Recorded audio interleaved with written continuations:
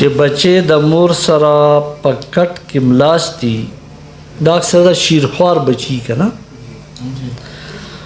او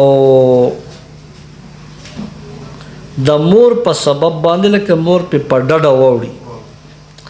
نو په دې مور باندې روجې شته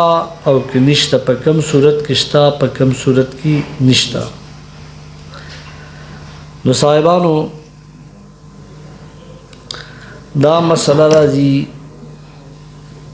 په قتل خطا کې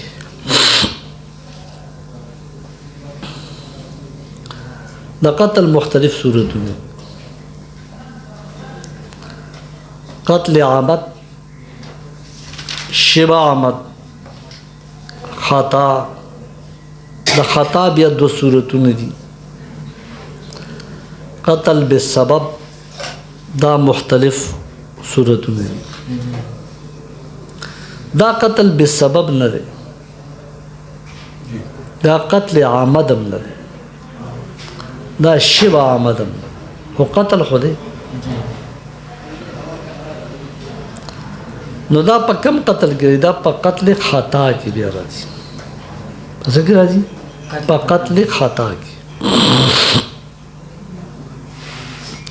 یاد ساتئ کې په دې روډم ځي او اکسیډنټ وشو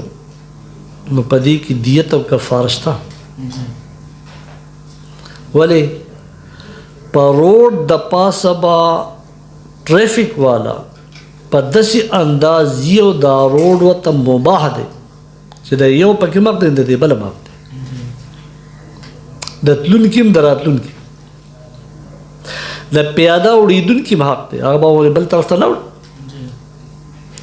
نو دی چې ګاډی چلی اس اوخ باندې سور دی نو دی به په داسې حالت کې چلی چې لا دواراره ولا دویراره نه به ځان ته ضرر رسوي او نه به بل ته ضرر رسوي ہوش سنبھالتی ہوئی مجانین کی طرح نہیں دا خپل ځای خبره ده خو دغه قتل هم په قتل خطا کې راځي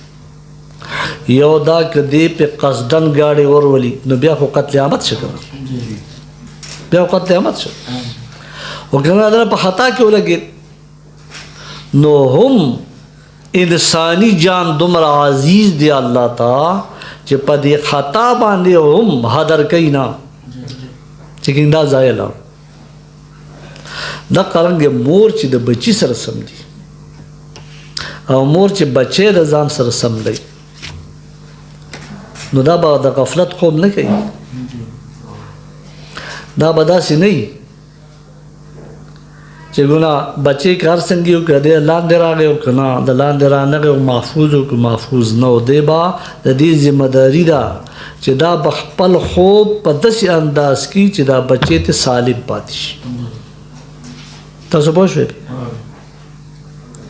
لہذا چې کله دا په ډډه واوړې ده نو دا معصوم مړ شو دا په قتل خطا کې راغی نو په قتل خطا کې بیا دوه شیونه دي دیت مسلمة الى اهله او تحریر د رقبې دی